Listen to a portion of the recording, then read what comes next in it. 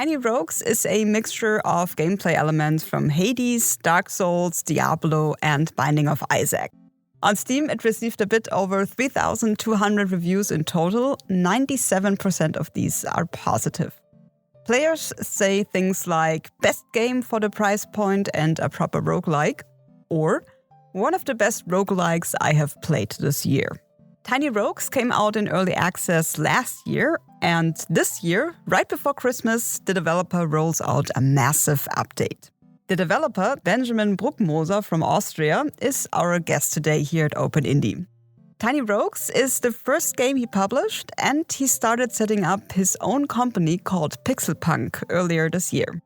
My dear husband Eve talked to Benji about this massive update coming up, about Tiny Rogues in general, its development phase, his gaming career, and what it's like to develop games in Austria. Nice to have you on our show. Thank you for having me. Benji, could you tell us a little bit about your game? In special, can you describe a typical run in Tiny Rogues? So Tiny Rogues is a roguelike or a roguelite, I guess. It's like an action top-down shooter game, like Enter the Gungeon or a little bit of Isaac kind of style. So like you run around and you shoot enemies.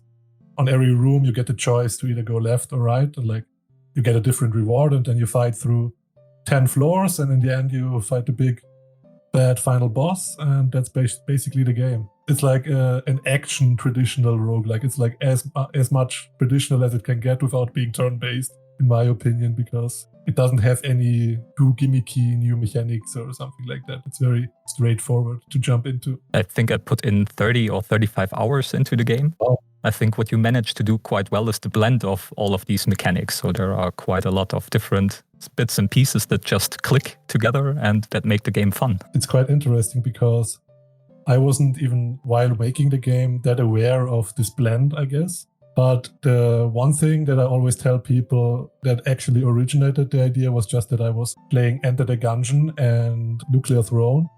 And the problem that I faced in both of those games is that they were too skill-based, I guess. Like I didn't find any damage upgrades and stuff like that. I couldn't level up. So like typical RPG mechanics were completely missing. And then I always was losing. I mean, I won one Gungeon round, but then I was like, no, I gotta make like one of these games, but then you can level up and be stronger and find equipment that carries you. And then, yeah, so that's how Tiny Rogues was born. And I played so much Diablo and Path of Exile. So then in the end, my first message to influencers when I was about ready to release the game and I tried to like pitch it to like YouTubers and so on, it was Tiny Rogues is a mix of Diablo, Path of Exile, The Binding of Isaac, Enter the Gungeon, Nuclear Throne, and like maybe like 3 more games. I think Bloons TD6 is also in there, and Vampire Survivors maybe a little bit, because it wasn't a hype back then. It was quite the mix of games, and that's what also, funnily enough, intrigued a lot of like content creators then to actually try it, because they were like, wow, we usually don't get a pitch like that or an email like that just lists all these games. So yeah. You took the things that you did not like, or maybe the things that you liked, put them together in a blender and created your game, Tiny Rogues. Definitely. I wasn't even aware that it's like one of my strengths to put together a game and take the best parts of all that stuff. Like people had to point that out to me after the fact that I did that, and I was like, it's just a natural way I make games. I take the things that I like and I leave out the things that I don't like. So it's, to me, game development is also because I like to critique other games, but very often it comes to a point in where I'm saying I rather do it better in my own games than impede on the vision of another game. So I just learned programming games, so I can make my own games even if I tweak only one thing. So nice plan, and I think it worked out quite well. Benji, I saw on your socials that a new update called Between Heaven and Hell is due in December 22nd-ish. What's your favorite feature in this update? Can you share something that maybe is not yet announced? I mean, there is so much stuff in this update. I announced it last year, I think, early last year, and I was like, this update is going to take 3 months to make. And then people were like, oh, that's so long, that's a bummer. And now it's the end of this year and the update isn't out yet. So I really underestimated the workload and my work speed, I guess. But it's going to be worth it. So Right? There is the obvious things, like there's like 300 new items and like 200 new weapons and like 100 new traits and like more than double the amount of bosses, and you can go to heaven and hell and beyond and find new secrets in the event room. So there's like double the amount of new classes. There's so much stuff and so much fundamentals also that are getting improved in the game. But I think my favorite feature is actually a small thing, and I have a feeling it's gonna earn me a few negative reviews because a lot of players might not like it at all. And that feature is called equip load. So basically every item has like a weight assigned to it now. And so, for example, a heavy steel armor is quite heavy, right? And if you overburden, then like your move speed gets slowed and you have less accuracy and stuff like that. So the reason I like it is because now strength, the actual attribute in the game, it gives you like equip load capacity. And now while playing, to me as a developer, it feels so good from the RPG side, like to pick up strength suddenly. Like previously, I always had people be like, why would I pick up a melee strength build in a bullet hell game? I just want to stay away with my bow in the corner, you know? And now it's like, yeah, but if I get strength, I can like wear these like crazy heavy items that protect me with armor and health and block and so on. So like from like this fantasy and supporting the fantasy of your strength wielder or strength user, it feels so good to me. And so I'm really looking forward to the player reception on that. And I hope people also feel the same way. Maybe some ranged class players won't like it because they suddenly can't have 10 dodge points or stamina points and 10 armor points at the same time. But you know, that's just the way it goes. So yeah. I suppose there still will be some OP builds, or at least the players will think that they are OP. It sounds like a restriction, but in the end, in this kind of game, you put in restrictions for the player to break it then, right? So, and that's like a new axis to break the game. Maybe you find like that one belt that completely skyrockets your strength, and then you put it on your wizard, and now you have a lot of equip load capacity, even though you are a wizard, and then you play this kind of like battle mage suddenly.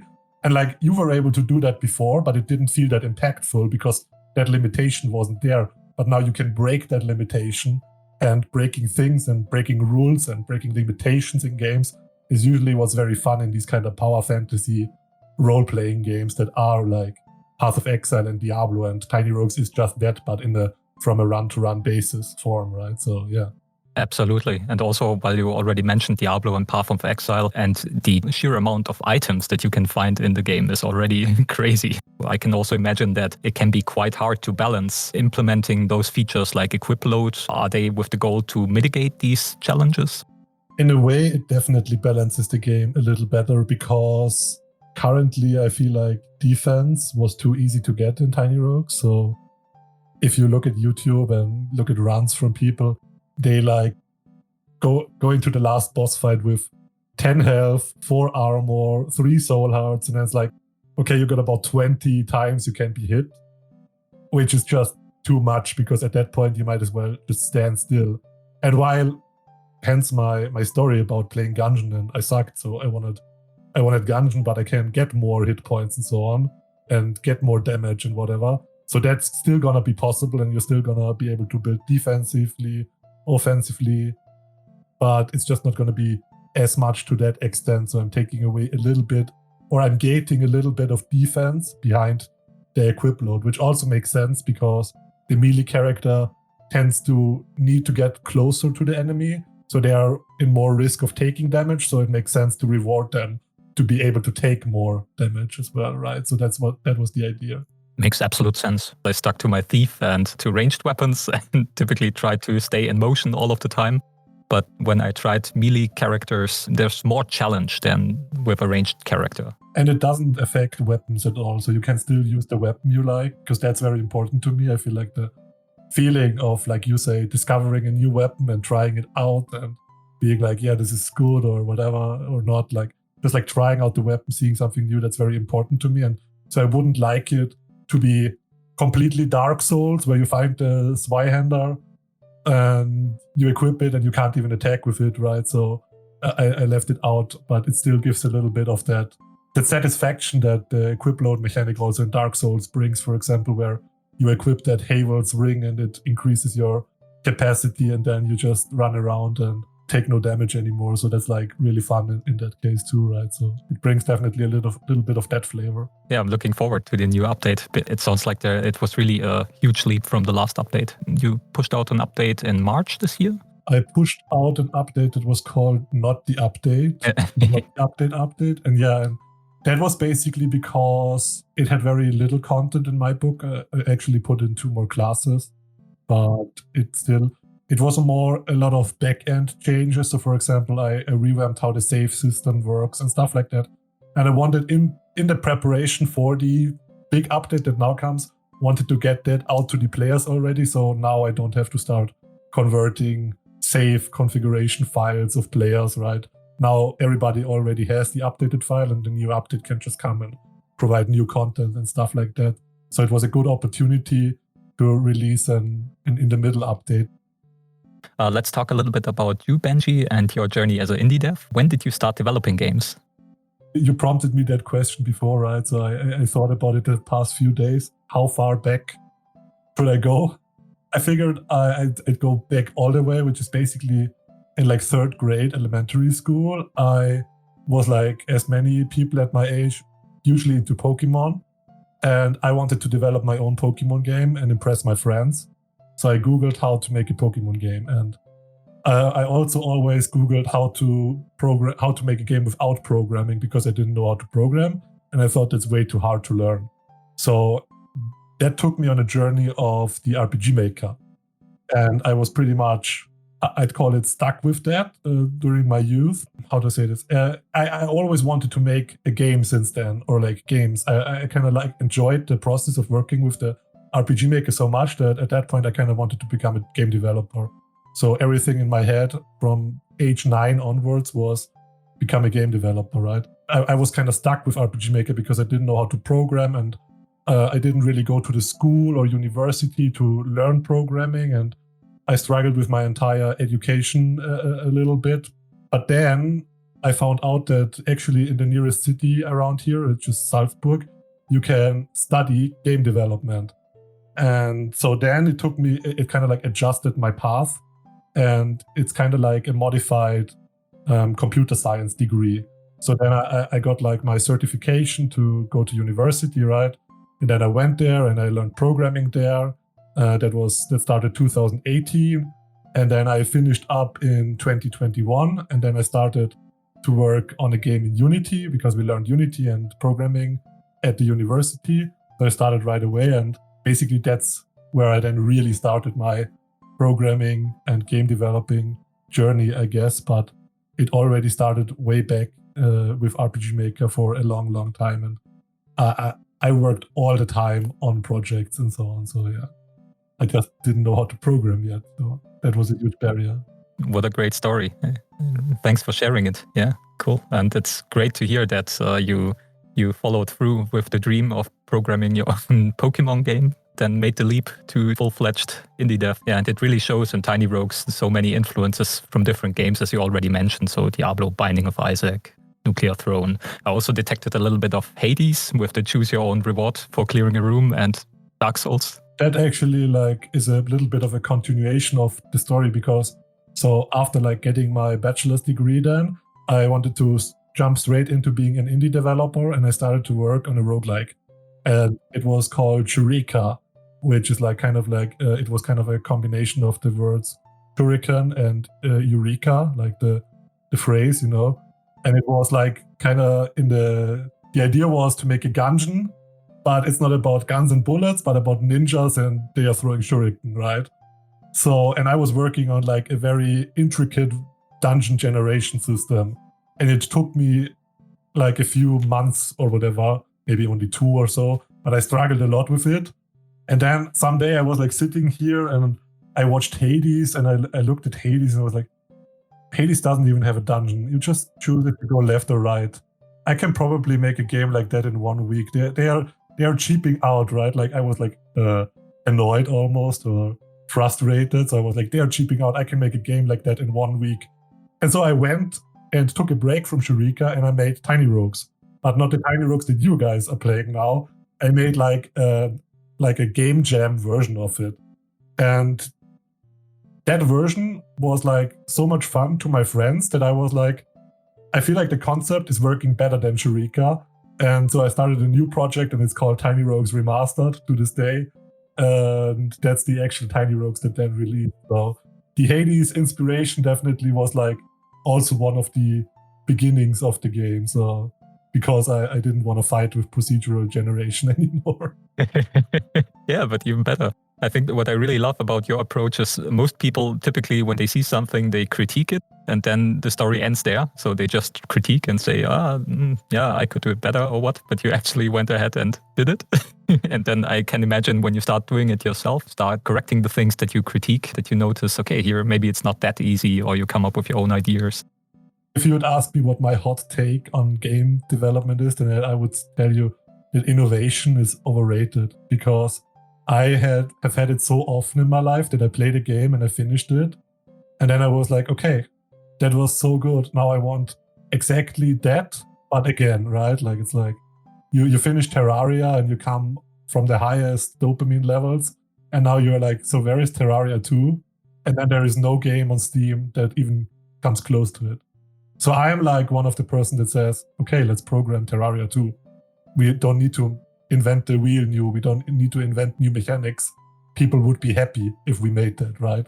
So that's also a little bit of the mixture of Tiny Rogues. Like Tiny Rogues isn't inventing something completely new. It's just remixing and reusing existing concepts in clever ways and combining them in fun ways, right?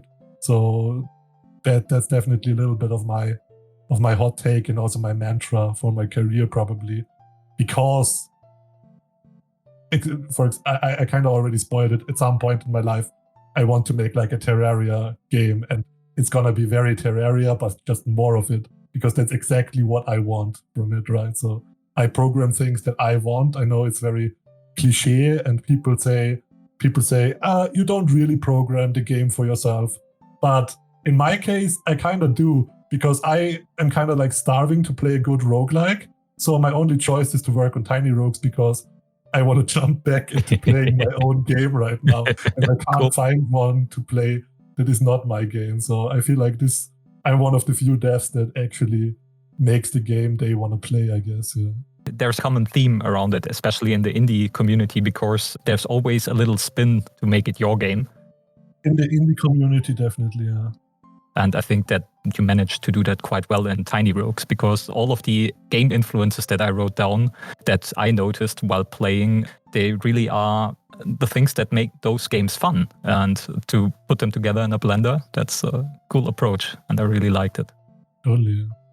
Since you already told us how you got started as an indie dev, could you also tell us a little bit what worked well in your time as indie dev, and what you would do different if you had a chance to do it again?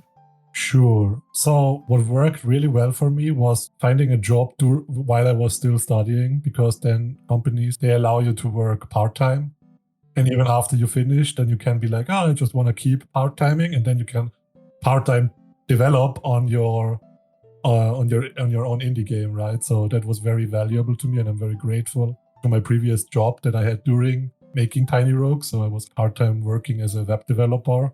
But it's very hard to do that if you just need a job now, because people are looking for full-time commitment, I guess. I would be looking for that too, but indie devs have to eat still, right? That's true. So that worked out perfectly, because even if Tiny Rogues wouldn't have been as big of a success as it is now, I would have been still financially stable, I guess, and could develop my next game, right? But now that I'm a little bit lucky with how things have turned out, I was able to go full-time. And things that didn't work out, I mean, the only regret I have right now would be my communication about the recent update, because I hate to like delay it so often, but it's still a learning process, and there is so many things come up always that I can't estimate, and then they just screw me over, right? So even like in the beginning of the year, for tax reasons, I had to found a new company, another company type, and like that took a lot of work and meetings with lawyers and stuff like that. Like not that much, but it still weighs on your mind and it slows you down and you have to drive there, and then one day is gone, 2 days are gone, so like founding the company was also taking away from development time in the early year. And then I completely underestimated how much this like save state refactor took me. I think like more than a month to do, and then I got sick with COVID for 2 weeks. So like, and then like 2 months or 3 months are over, and you haven't even started to like implement all the new boss fights yet that you promised 3 months ago. So I definitely learned something about giving dates to players, and also I noticed that estimating dates doesn't really work for players. Players really like to work with deadlines. So last time I did an announcement, I said like, I estimate the release date to be that day. In my mind, it was an estimation, and to the players, it was like, that's the day it comes out. So I regret saying that, and in the future I won't do that anymore. And even now for this release date for the update, I planned in an extra month so I can be sure to not move it, and that I finally can deliver to my player base. So yeah. Oh, that's a good learning to have kind of a buffer. You're a solo dev. You have to juggle all of these balls at once. It's really hard. I can imagine, as you mentioned before, the administrative part that comes when you found a company. Basically, you have to do it all on your own. And all the time you spend with the lawyer, you can spend on your computer programming. Up until now, the 48-hour day has not been invented. Yeah, and it's also, for example, not that easy if you start a solo project for a year. And especially if you're still such a newcomer to the business world, that you just, quotation marks, just hire somebody. It doesn't really work, right? Because training that person to work with me and to work with Tiny Rogues, the project now, would take probably, like in the end, it would be efficient, but in the short term, it would take me more time. Like I often debate whether to hire a freelancer now to make pixel art or a sprite. And I was like, if I hire somebody, I first have to like negotiate a price, then send them references, tell them this is this enemy, it should look like this, it has this ability then, and it should use these colors of my palette. And to me, it's like in that time where I do the administrative work of telling somebody what to do, I could have already made that sprite myself. It would be easier if you start out in a project in a group, but right now it's very hard also to get help from other people. I try to outsource a few little things here and there, but yeah, it's hard. I saw in the credits of your game on Tiny Rogues that you had some help from freelancers from Fiverr. What was your experience with that? I love Fiverr, even though I don't like how much they take from the artists there or from the sellers. And so, for example, my music producer that made 98% of the OST now, he's way too cheap to this day, and I always generously tip, but he makes awesome stuff. His name is Miguel, some number after that, but yeah, so you can probably find it on the Tiny Rogues credits, yeah. And also I always looked at, for example, Gungeon and Archvale and their splash arts, like professionally drawn splash arts, and I was like, where do I get something like that? It's so hard to find artists, right? And one thing also is that artists deserve to be paid, right? Absolutely. As an indie dev with a zero budget, even an artist that is way too cheap is still too expensive, and that's sad, right? So then your best option is something like Fiverr, where it's more like a shop, and you can see this guy will draw me a comic page, and if I tell him this comic page should have a knight on it with gargoyles in the background, I can use that as my splash art. Then he does this for $100. Then that's a good deal for a starting out indie developer. While if you find a random artist on Twitter, a splash art like that might be worth 500 or more. But as a starting indie developer, as a private person, it's hard to invest that money, right? So I have good experience with Fiverr because it's so transparent in pricing, even though I feel like it's sometimes a little bit unfair to the artists, but in the end, they choose their own prices, and if you feel like they did a good job, you can still just leave a tip. So that's also very, very nice.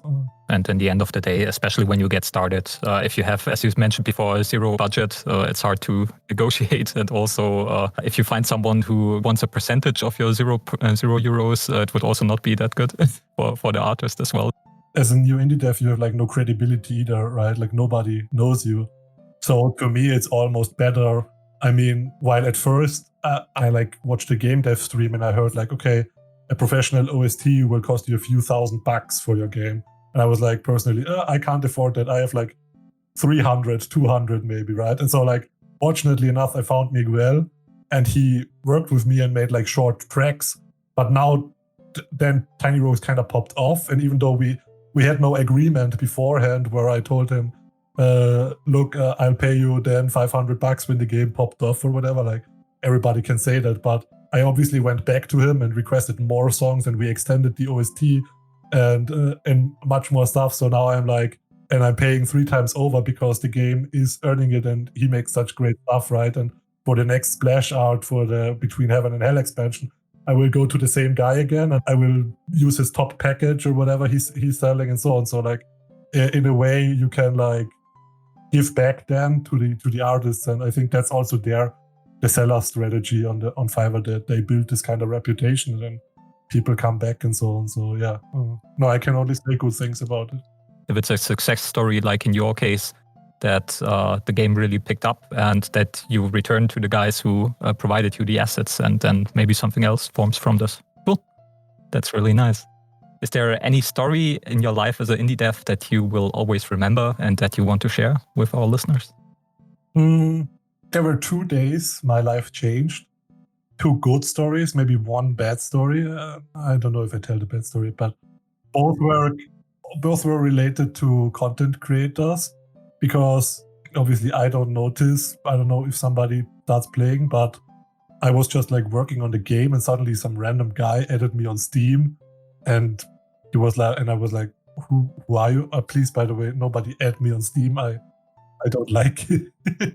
But back then I wasn't used to it yet. And then he was like, oh my God, I saw Retromation play your game. And I was like, I can't actually believe it. Retromation played my game. So I went on YouTube and I watched that video and it was like, because I watched Retromation's videos before, and to me it was like, now I've made it kind of, right? So that was awesome. And the second story was quite similar. We actually were participating in a game jam in real life. And then suddenly my phone vibrated and somebody messaged me and was like, dude, Soda Poppin is streaming your game. And I was like, what? And then like, you know, you can, as an indie developer, you kind of climb this ladder of content creators that play your game, and it's like your main way of marketing. So it was definitely a step up. And after Soda Poppin liked the game so much, I think he did 3 or 4 streams in a row on it.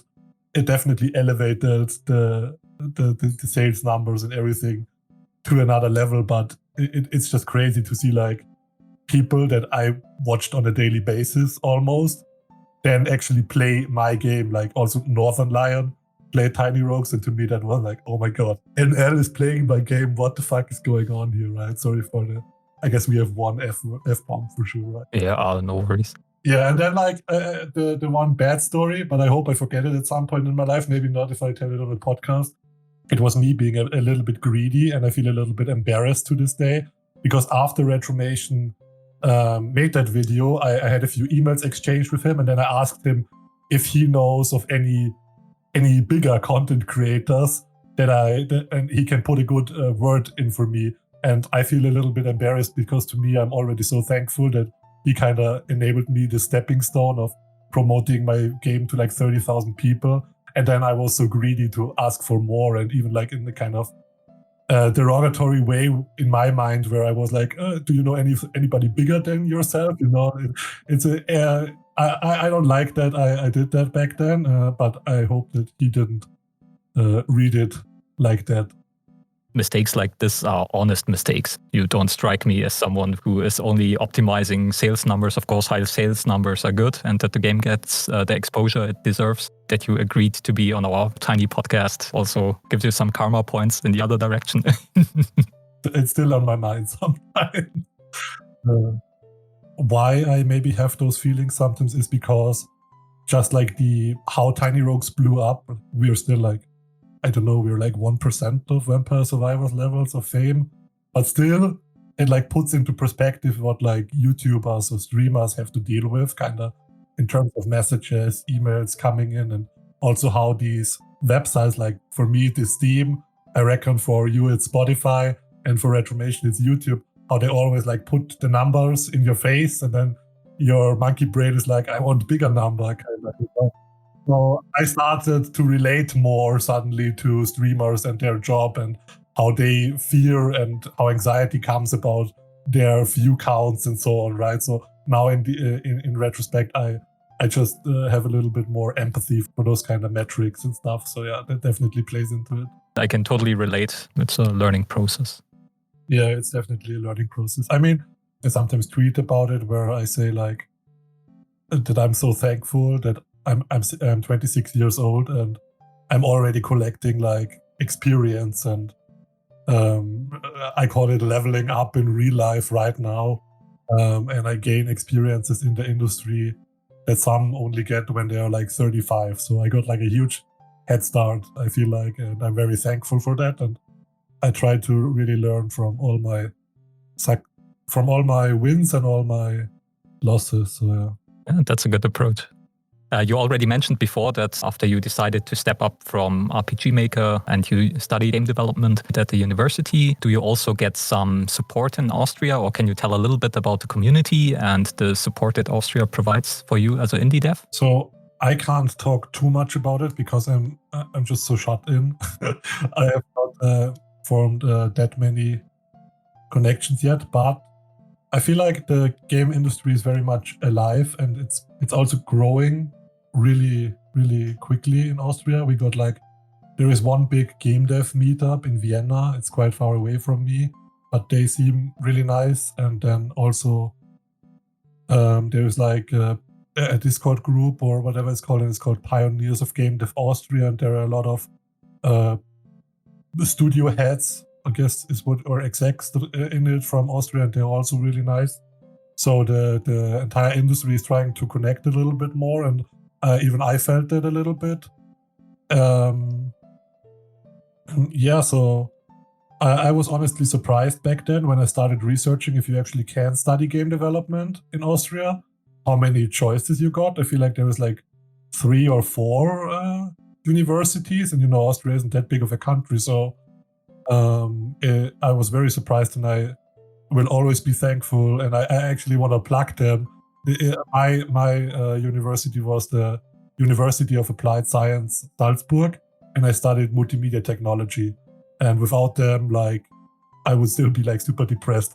So it was definitely a saving grace that they offer this game development minor. It's just a minor, but I mean, you learn Unity, you learn programming, and so on. So you learn how to make games. So I can definitely advise anybody who wants to become a game developer in Austria. There is possibilities. There is, I think, universities in Vienna, in Salzburg, in Upper Austria too, I think, and even like near in Germany, like just a few hours across the border, I think there is more too. So it's definitely possible to become a game developer in Austria, like 100%. Yeah, and also we got since a few years the Level Up Festival, which is like 1% of Gamescom in Austria. It's kind of like a gaming festival, and they also got like an indie area. So that's really cool, and I was there this year actually, and I hope they do the indie area next year again, because it's really nice to meet other developers from Austria there and other indie developers from Austria, and to get that spotlight and to experience like a little Austrian Gamescom, I guess. It's really nice. Sounds like fun. Yeah, and the plug completely deserved. So it's really nice that you found your way with this games development. I feel like it's so hard to be a self-taught programmer. I feel like you really, it just helps to have somebody guide you for a few months, and then it kind of gets rolling, right? But the basics, I feel like, are really not natural to the human brain or whatever, right? So you need somebody, and it helps to have like a educational setting, like a school or university, where somebody teaches you it. So I definitely can also advise or advise on that. Yeah, totally. Great advice for ongoing devs. I recently picked up Python because I did not do programming in any direction, and I also started with YouTube tutorials and whatever, but it really depends on how you are structured. So for me, it's always good if you have someone who gives you a guideline. Then I picked up a course, a real course, where you have someone who has experience and you can interact with and share your code and whatever. It makes for me, at least, it made quite a difference. And I think, as I heard from your story for you as well, that you got some experienced guys and girls you can share your stuff with and really improve on that and get some feedback. And also you find like-minded people in these settings, I guess. So my best friends I grew to know in university, and they are also also love game making and programming. So it helps then that you find like-minded people. For the closing of our podcast episode, any advice and tips you can give to indie devs? Yeah, just figure out how you're going to survive and then make games. And if you're going to make good games, they're going to sell. I don't know how else to say it. Don't listen to all the haters that say, every day on Steam there is 250 games released or 1,000 games released. 999 of those games are like hentai anime games that nobody plays, right? Your game will stand out when it releases and it has good quality and is fun and so on, right? So don't listen to the haters, just make games, and even if it doesn't work out on the first game, maybe it works out on the second game. And yeah, definitely. I personally really have a vendetta against the indie industry and the entire sayings like that every indie success story is a 1 in a million. It's not like that. I know a ton of indie devs that just sold a game and they can live from it. Obviously, not everybody is going to be a Vampire Survivors, but I feel like being a Tiny Rogues is very much achievable as an indie dev. So go and chase your dreams, right? Definitely. The most important thing is to get started. Exactly, yeah. Benji, that's it. Thank you so much for being on our show. Good luck with the update. So with the Between Heaven and Hell update. If you haven't done so far, check out Tiny Rogues. It's on Steam. We will link to the website and you know where to get it. But basically, when you type it into Steam, Tiny Rogues, you will find it there. And I cannot recommend it enough. It's a real fun game. And as you heard here, it will be even more funner in December 22nd. Thank you for having me. And, maybe when the update is released, we now got all the introductory questions out of the way. If you ever want to have me again and we just nerd out about Tiny Rogues mechanics, because you seem to have played, what did you say, 35 hours? We can do that too, and I love nerding out about my game and telling players all the secrets and everything they ever wanted to know. So maybe we can arrange something in the future again, Cool. I'll pick you up on that. Thanks for the offer.